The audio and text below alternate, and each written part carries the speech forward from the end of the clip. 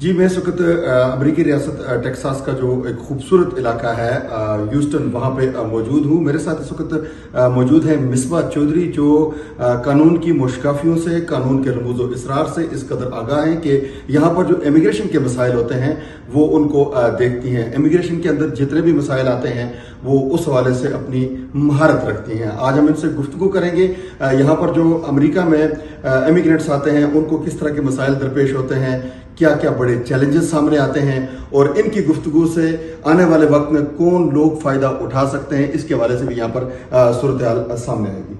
मिसबा, सबसे पहले तो आपका शुक्रिया, आपने वक्त दिया। ये बताइए कि हम इस वक्त अमेरिका में मौजूद हैं। अमेरिका बहुत बड़ा मुल्क है, तो यहाँ पर किस तरह के मसाइल लोगों को दरपेश हैं, इसके बारे में क्या कहेंगे? देखिए जी हाँ, बिल्कुल 50 स्टेट्स हैं हमारी, बहुत बड़ा मुल्क है। और अभी आप जिधर मौजूद हैं टेक्सास में, ये one of the biggest state है यूएस में। और जब आप बात करते हैं इमिग्रेशन की, तो ज़ाहिर हम इमिग्रेंट्स की बात कर रहे होते हैं। और इमिग्रेंट्स को अभी आजकल जो हालात जो जा रहे हैं और जिस तरह के वाक़यात हो रहे हैं, बहुत ज़्यादा सीरियस इश्यूज़ हैं जो कि वो फेस कर रहे हैं। और इसमें सिर्फ ये नहीं है कि वो लोग जो आए इधर और आके उन्होंने ओवरस्टे कर लिया, या इधर आए और जाके स्टेटस में एंटर नहीं हुए, उन्होंने बॉर्डर क्रॉस किया और इधर आके और रहना शुरू कर दिया।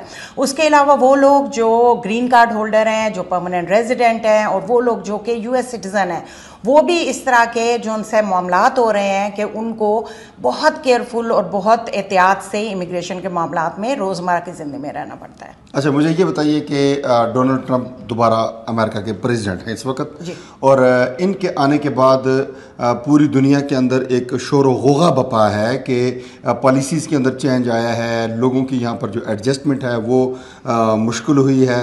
ये मुश्किल तरीन मरहले हैं या इनमें कोई आसानी भी है?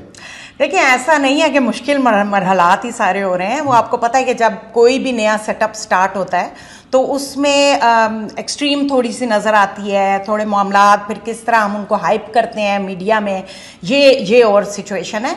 वैसे हालात अब देखें, जो वीज़ाज प्रोसेस हो रहे हैं, लोगों के वर्क वीज़ाज लग रहे हैं, लोगों के इन्वेस्टमेंट वीज़ाज लग रहे हैं, या लोग जो फैमिली बेस्ड वीज़ाज पे इधर आ रहे हैं, ग्रीन कार्ड प्रोसेस हो रहे हैं, वो बिल्कुल उसी तरह चल रहे हैं। बैकलॉग में होना कि जी इतने लाखों लोग अप्लाई करते हैं और थोड़ा बैकलॉग में मामला चला जाता है, दैट इज़ देयर, लेकिन उसके अलावा सारा कुछ अपनी रूटीन में जा रहा है।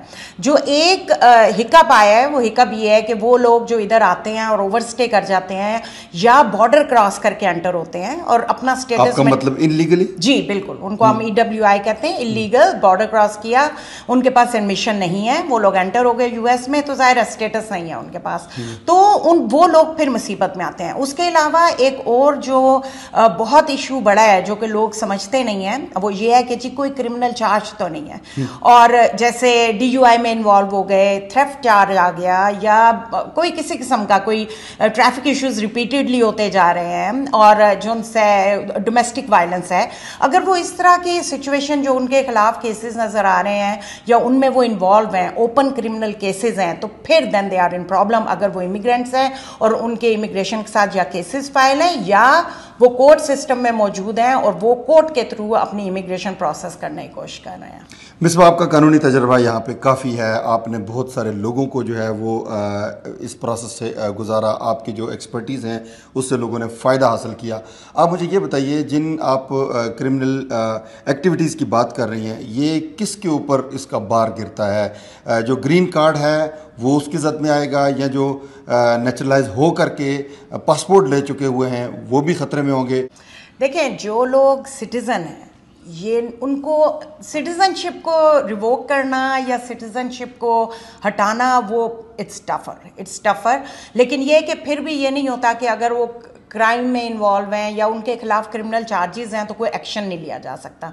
सो there are certain things, certain kind of crimes कि अगर वो उनमें इन्वॉल्व होते हैं और even they are US citizen, तो उसका उनको खमियाजा भुगतना पड़ता है, या they can be stripped of their citizenship. दूसरा, आपने सवाल किया जो ग्रीन कार्ड होल्डर हैं, जो कि परमानेंट रेजिडेंट्स हैं इधर। देखिए, परमानेंट रेजिडेंट, मैं हमेशा हर एक को ये कहती हूँ कि don't just sit on your permanent residency. ये नहीं कि जी मेरे पास तो ग्रीन कार्ड मौजूद है, मैं तो अब 20 साल ग्रीन कार्ड पे बैठा रहूँगा। बिल्कुल ऐसी बात नहीं है, क्योंकि green card can be easily stripped. आराम से वो रिवोक कर सकते हैं।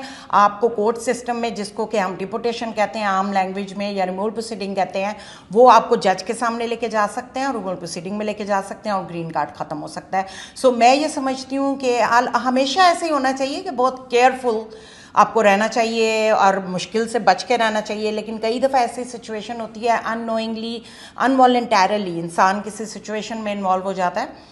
तो अगर ये होता है कि जी आप किसी सिचुएशन में इन्वॉल्व हो रहे हैं तो please contact the attorneys right away, अगर आप ग्रीन कार्ड होल्डर हैं या even you are citizen. So be careful with that. दूसरा, मैंने एक और मैं बात करना चाहूँगी इधर कि लोग ट्रैवल करते हुए बहुत हिचकिचा रहे हैं आजकल कि जी वो पता नहीं क्या हो जाएगा। अब देखिए, अगर आप ट्रैवल कर रहे हैं, आप ग्रीन कार्ड होल्डर हैं, आप US सिटीजन हैं और आप इधर अपनी रेजिडेंसी का स्टेटस मेंटेन रख रहे हैं, यानी कि अगर आप ग्रीन कार्ड होल्डर हैं तो साल में से 6 महीने या उससे ज़्यादा हर साल अब US में मौजूद हैं, तो आपको खतरे की कोई बात नहीं, आप जरूर ट्रैवल करें और जो उनसे ऐसा कुछ नहीं है कि आप किसी मुसीबत में पड़ सकते हैं। और अगर आप पासपोर्ट होल्डर हैं तो फिर आप कितना टाइम आउट ऑफ US रह सकते हैं? देखिए, अगर आप पासपोर्ट होल्डर हैं तो कोई रिस्ट्रिक्शन नहीं है कि आप कितना अरसा US से बाहर रह रहे हैं, क्योंकि you are eligible to maintain your citizenship, that is fine. Misbah Chaudhry, आप एक कानूनी माहिर हैं, आप हमारे पाकिस्तान में इस वक्त आपको जो देखा और सुना जा रहा है, उन लोगों को ये बताइएगा कि वो कौन से वीज़ाज़ के ऊपर प्रोसेस करके अगर वो यहाँ आकर के अपना रोशन मुस्तकबिल स्टार्ट करना चाहते हैं तो उनके लिए आपकी क्या मशवरा क्या है?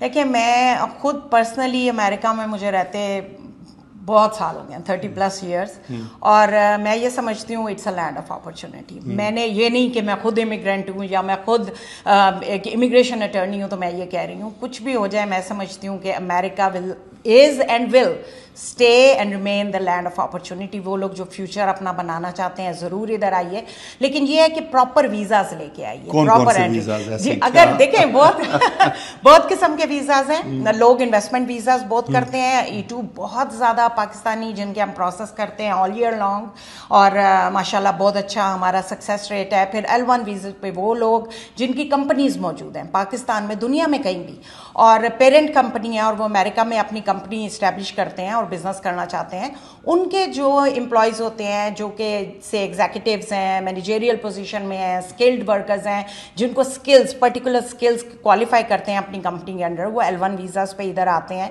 उसके अलावा H1Bs हैं, स्टूडेंट्स आते हैं हमारे पास F1 वीज़ाज़ पे इधर, और उसके बाद स्टूडेंट्स OPT पे जाते हैं जबकि वो काम कर सकते हैं, और उसके बाद वो ग्रीन कार्ड प्रोसेस करते हैं। ग्रीन कार्ड के में भी सिर्फ ये नहीं है कि जी आपकी फैमिली मेम्बर्स आपको ग्रीन कार्ड के लिए स्पॉन्सर करते हैं, इवन US कंपनीज आपके लिए ग्रीन कार्ड स्पॉन्सर करती हैं, जो कि इतना टाइमलाइन बहुत ही उसका पाकिस्तान के लिए ख़ास तौर पे बहुत रीज़नेबल है। ये बेचारे इंडिया और चाइना वाले काफ़ी लंबा टाइम लगता है उनका प्रोसेस होने में, लेकिन यह है कि पाकिस्तान के लिए और बहुत सारी कंट्रीज़ के लिए जो उनसे टाइमलाइन इज़ वेरी शॉर्ट, और ये है कि आराम से उनका ग्रीन कार्ड भी थ्रू एम्प्लॉयमेंट प्रोसेस हो जाता है। बहुत शुक्रिया मिसबा चौधरी, हमारे साथ में हुए गुफ्तगू थी।